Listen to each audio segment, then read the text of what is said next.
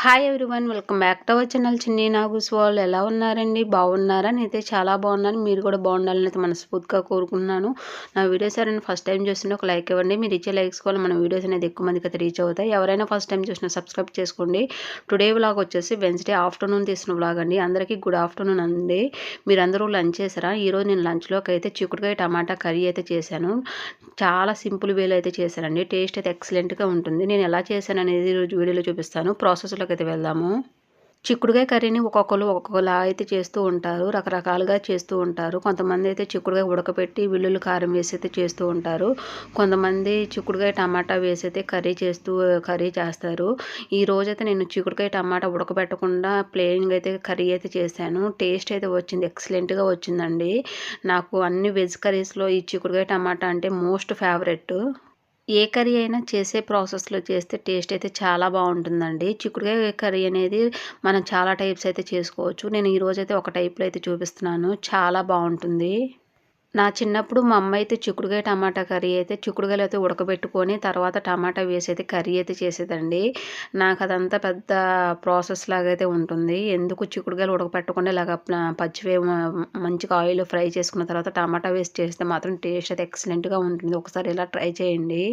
Curry కోసం అయితే stove మీద అయితే కళాయి పెట్టాను. అందులోకి అయితే 100 గ్రామ్స్ అయితే ఆయిల్ అయితే వేసాను. ఆయిల్ అయితే బాగా హీట్ అవ్వాలండి. ఆయిల్ అయితే బాగా హీట్ అయింది. అందులోకి అయితే తాలింపు దినుసులు అయితే వేసుకోవాలి. దినుసులు వేసుకొని మంచిగా వేపుకోవాలి. వేగిన తర్వాత అందులోకి సన్నగా కట్ చేసిన ఉల్లిపాయ ముక్కలు, పచ్చిమిరపకాయ ముక్కలు అయితే వేసుకోవాలి.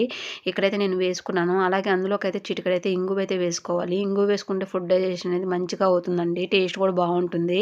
అలాగే అందులోకి అయితే పావు స్పూన్ అయితే పసుపు అయితే వేసుకోవాలి. రుచికి తగినంత సాల్ట్ అయితే వేసుకోవాలి. సాల్ట్ వేసుకుంటే ఉల్లిపాయ ముక్కలు అనేవి త్వరగా మగ్గుతాయండి. ఈ చిక్కుడుకాయ టమాటా కర్రీ 2 టైప్స్లో అయితే చేస్తూ ఉంటారండి. ఒకటైతే ఉడకబెట్టి చేస్తూ ఉంటారు. కొంతమంది ఉడకబెట్టకుండా పచ్చివే ఆయిల్లో ఫ్రై చేసుకుని టమాటాలు వేసి అయితే కర్రీ చేస్తూ ఉంటారు. దాని టేస్ట్ దానికి ఉంటుంది. దీని టేస్ట్ దీనికైతే ఉంటుంది. ఏ టేస్ట్ అయినా చాలా బాగుంటుంది. ఉల్లిపాయ ముక్కలైతే మంచిగా మగ్గినాయండి. అర స్పూన్ వరకు అయితే అల్లం వెల్లుల్లి పేస్ట్ అయితే వేసుకోవాలి. అల్లం వెల్లుల్లి పేస్ట్ వేసుకొని పచ్చివాసన పోయే వరకు అయితే వేపుకోవాలి. అల్లం వెల్లుల్లి పేస్ట్ వేగితేనే టేస్ట్ అనేది బాగుంటుంది. వేగిన తర్వాత అందులోకి మనం కట్ చేసుకున్న చిక్కుడుకాయ ముక్కలైతే యాడ్ చేసుకుందాము. యాక్చువల్‌గా చెప్పాలి అంటే చిక్కుడుకాయ వెల్లుల్లి కారం అంటే నాకు, మా హస్బెండ్‌కి చాలా ఇష్టమండి. అలా చేస్తే మా పిల్లలైతే తినరు. మా పిల్లలకి ఇలా టమాటా వేసైతే చేయాలి. మా ఇద్దరికి కూడా ఇలా వెల్లుల్లి కారం వేసుకొని స్పైసీగా చేసుకొని తింటే మాత్రం చాలా ఇష్టంగా ఉంటుంది. కాకపోతే పిల్లలు తినరనేసి నేను ఇలాగ టమాటా వేసైతే చేస్తూ ఉంటాను. ఇల్లన్నాక రకరకాల మనుషులైతే ఉంటారు. ఒకళ్ళకి ఒక టేస్ట్ నచ్చుతుంది. మరొకళ్ళకి ఇంకో టేస్ట్ అయితే నచ్చుతుంది. ఒకరికి నచ్చిన టేస్ట్ ఇంకొకరికైతే నచ్చదండి. మా ఇంట్లో కూడా రకరకాల మనుషులైతే ఉన్నారు. మా ఇంట్లో కొంతమందికి నచ్చింది, కొంతమందికి నచ్చదు. ఇంకా అందరికీ నచ్చేలా చేయాలి అంటే కష్టమే.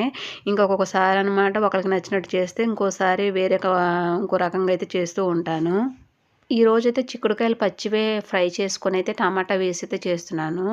ఇక్కడైతే చిక్కుడుకాయ వేసాను కదా! ఆయిల్‌లో మంచిగా ఫ్రై అయినాయండి. ఫ్రై అయిన తర్వాత అందులోకైతే సన్నగా కట్ చేసిన టమాటా ముక్కలైతే వేసుకోవాలి. టమాటా వేసుకొని మంచిగా తిప్పుకొని ఒక 10 నిమిషాలైతే మగ్గనివ్వాలి.